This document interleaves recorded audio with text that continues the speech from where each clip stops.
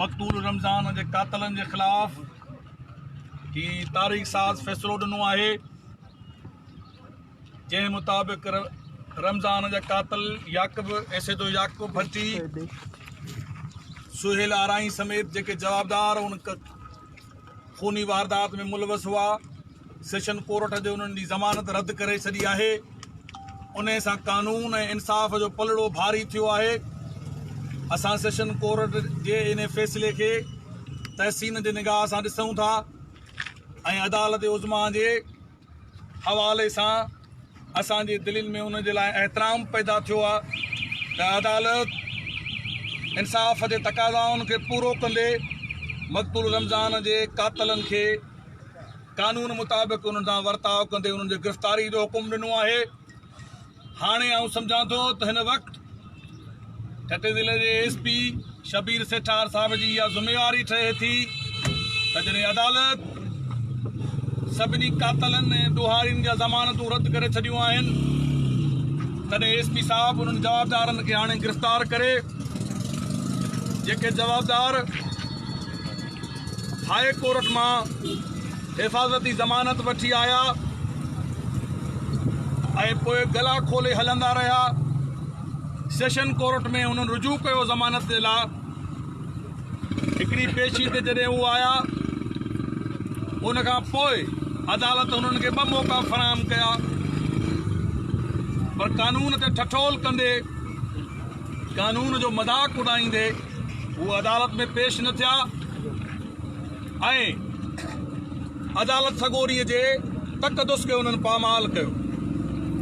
कातल court J rule of law के तस्लीम करण के लिए तैयार न हुआ ऐं पोइ उहे ॿिन्ही तारीख़ुनि ते पेश न थिया। अॼु सेशन कोर्ट कातलनि जूं ज़मानतूं रद्द करे छॾियूं आहिनि ऐं असां वाज़े तौर ते अॼु मक़तूल जा वारिस सिविल सोसाइटी पॉलिटिकल तंज़ीमुनि जा कारकुन सेशन कोर्ट जे अहाते जे ॿाहिरां IG सिंध मुश्ताक महर खां मुतालबो करूं था ऐं मोहतसब आला सिंध का मुतालबो कयूं था त सेशन कोर्ट ठट्टो जे कयल फ़ैसिले मुताबिक़ एसिदो याक़ूब भट्टी सुहेल आराई ऐं जेके 6 जवाबदार मक़तूल रमज़ान समय जे क़त्ल में मुलवस आहिनि उन्हनि जूं ज़मानतूं रद्द थियूं आहिनि। हाणे पुलिस जी ज़िम्मेवारी आहे सियासी कारकुननि पंहिंजी ज़िम्मेदारी पूरी कई सेशन कोर्ट ठट्टो पंहिंजी ज़िम्मेवारी पूरी कई। हाणे ज़िम्मेवारी आहे SP ठट्टो जी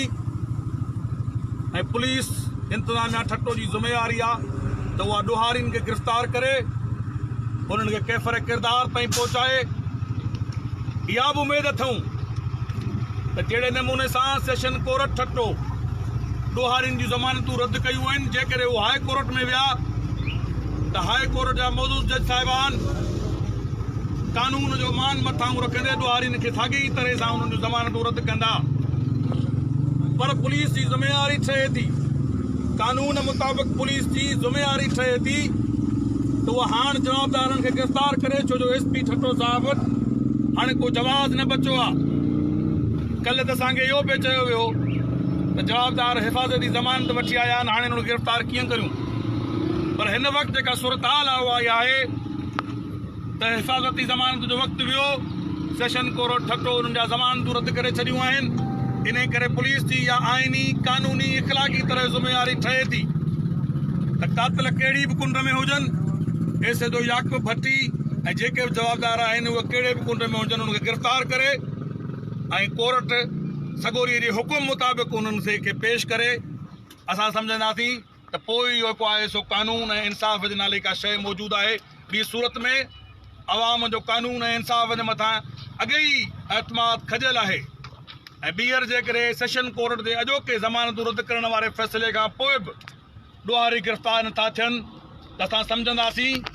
त उन्हनि जी पुठ भराई जेको आहे उहा सिंध हुकूमत पई करे। कातलनि जी शायदि रसाई एॾी वॾी आहे जो उहे गिरफ़्तार नथा थियनि पर असांखे उमेद आहे असां तवक़ो रखूं था त कानून लागू कंदड़ इदारा हरकत में ईंदा। हाणे जेको आहे सो जवाबदार पंहिंजे कैफ़र किरदार ते पहुचंदा जेकॾहिं जवाबदारनि जी गिरफ़्तारी जे सिलसिले में हाणे कंहिं काहली ऐं सुस्ती जो मुज़ाहिरो कयो वियो त असां ॿीहर रोड बंदि कंदासीं, धरना हणंदासीं, पर कातलनि सां कंहिं बि क़िस्म जी जेको आहे कातलनि खे हाणे जेकॾहिं रिआयत ॾिनी वई त कानून जे मुंहं ते चमाट हूंदी, इंसाफ़ जो तक़दुस पामाल हूंदो ऐं जुडिशरी जे तक़दुस जे ख़िलाफ़ु ॻाल्हि हूंदी। इन जे करे अॼु पाण सभु जेको आहे असां सेशन कोर्ट ठट्टो जे अॼोके फ़ैसिले खे ख़ुशि आमदीद कयूं था। उन फ़ैसिले सां असांखे जो कानून जे मथां एतमाद वधियो आहे, पर असां तॾहिं ई वधीक तहसीन ऐं दाद ॾींदासीं कानून लागू कंदड़ इदारनि खे जॾहिं एसिद याक़ूब भट्टी अदालत उज़मा जे फ़ैसिले मुताबिक़ ऐं उनजा साथारी जेके दलाल आहिनि उहे गिरफ़्तार थींदा। इन जे करे असां सभु दोस्त इन मीडिया जे ज़रिए, तव्हांजे सोशल मीडिया जे ज़रिए बाख़बर करियूं था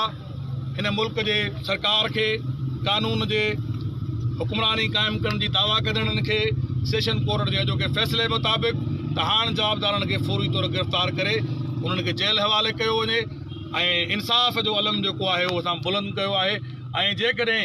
हाणे बि उन्हनि खे का रिआयत मिली त पोइ असां सम्झंदासीं त सगारियूं धुरियूं चूंडियल निमाईंदा ऐं सरकार हिन ॾोहारियुनि सां पाण गॾु आहे। इन जे करे ही सभु दोस्त मुख़्तलिफ़ तंज़ीमुनि जा अॻवान मौजूदु आहिनि जेके तव्हां सां दोस्तनि सां अॼोके हिन फ़ैसिले मुतलक़ पंहिंजे ख़्यालनि जो इज़हार कंदा। तव्हांजी तमामु वॾी महिरबानी।